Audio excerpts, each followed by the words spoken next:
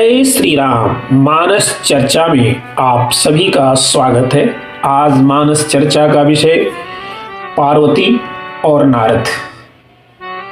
सती दक्ष यज्ञ में अपना शरीर त्याग कर पुनः माँ मैना के गर्भ से पार्वती के रूप में अवतरित होती हैं। हम उस कथा को लेते हैं। पहले हम माता की वंदना कर लें।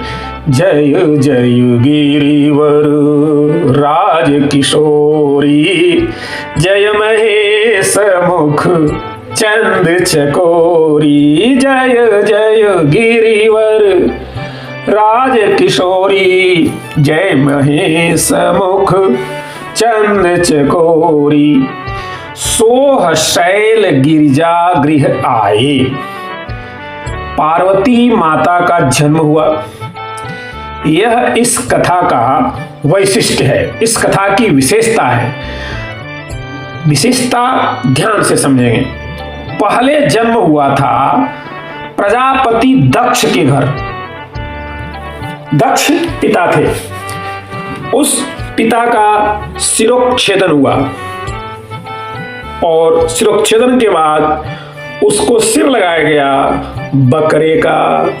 बकरा करता है मैं, मानो अभिमान की ध्वनि कर रहा हो।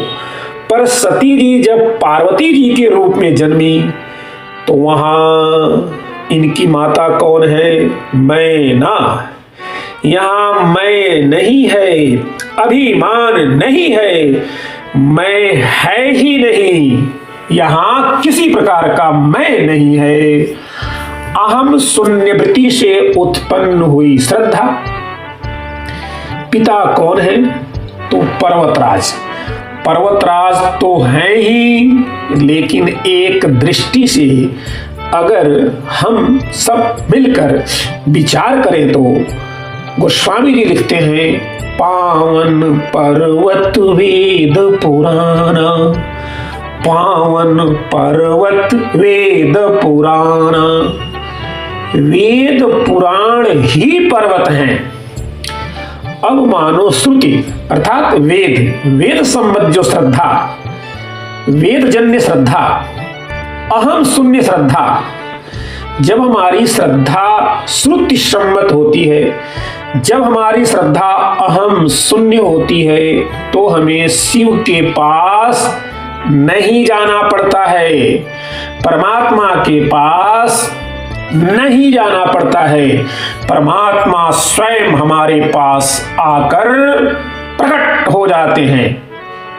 यह इस कथा का गूढ़ अर्थ है, यह इस कथा का संकेतार्थ है। अब एक बात है, आप देखें। पहुंच गए नारद जी। नारद समाचार सब पाए, कौतुक कहीं गिर गे सिधाए। निज सौभाग्य बहुत गिरिबरना, सुता बोली मेली मुनि चरना। अपने सौभाग्य की सराहना की और बेटी को बुलाकर देवर्षि नारद जी के चरणों में प्रणाम कराया। अब नारद जी हैं कौन? नारद जी हैं सदगुरु। चाहे श्री सीताराम जी का मिलन हो तो नारद जी मध्यस्थ हैं। नारद वचन सदा सुटि साचा।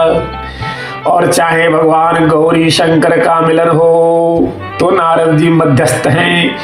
इस प्रकार यहाँ संकेत तो यह है कि जीवात्मा और परमात्मा के मिलन में मध्यस्थ तो सदगुरु भगवान ही होते हैं। सदगुरु सदगुरु नारद जी आए।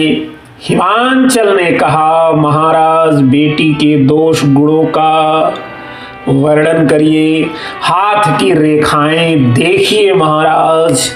नारद जी बोले, क्या कहना शैल सुलक्षण सुता तुम्हारी।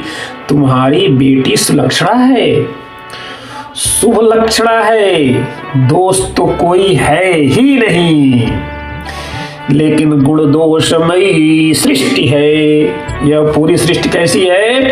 गुण और दोष से बनी हुई है, इसीलिए कुछ दोष हैं। सुनहु जे अब अवगुण दुई चारी, दो चार, केवल दो चार ही अवगुण हैं। अब अवगुण हैं क्या? अगुण अमान, मातु पितहीना, उदासीन सब संशय छीना, जोगी जटिल अकाम मनो, नगन अमंगल वेश, अस स्वामी यही कह मिली, परिहस्त असिरेख।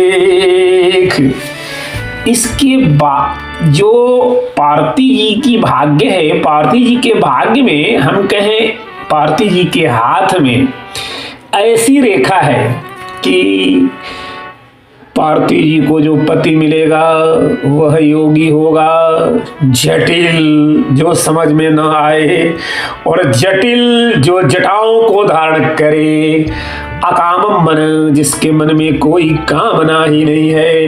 भाव यह है कि जिसका मन राम से भरा हो, जिसका मन राम से भरा हो, जहाँ राम तहाँ काम नहीं हो, जोगी जटिल अकाम मनो, नगन अमंगल वेश। भाव यह है कि शिव जी भीतर बाहर एक हैं, कुछ छिपा हुआ नहीं है। ऐसा स्वामी इन्हें मिलेगा, ऐसी इनके हाथ में रेखा है। माता पिता तो बड़े दुखी हुए, लेकिन यह सुनकर उमा हर्षानी। यह जो वर्णन किया जा रहा है यह तो शंकर जी के लिए ही है, लेकिन प्रकट नहीं होने दिया। नारद जी बोले एक उपाय है, जे जे बर के दोष बखाने, जे जे बर के दोष बखाने, ते सब शिव पहि मैं अनुमाने। जो विवाह शंकर सम होई, दोषों गुण सम कह सब कोई। जो विवाह शंकर सम होई, दोषों गुण सम कह सब कोई। विवाह यदि शिव जी से हो जाए तो दोष भी गुण हो जाएंगे, लेकिन दुराराध्य कठिन है आराधना। जो तप करे तो जो तप करे कुमारी तुम्हारी, जो तप करे कुमारी तुम्हारी। भाव मेट सकहि त्रिपुरारी, जो तप करे कुमारी तुम्हारी। तुम्हारी बेटी यदि तप करे तो शंकर भगवान भाग्य को बदल सकते हैं, बदलने में सक्षम हैं। यह निर्णय देवर्षि नारद जी ने सुना दिया। आज की कथा यहीं विश्राम लेती है, आगे हम पुनः नए कथा में मिलेंगे। पुनः आप सबको जय श्री राम।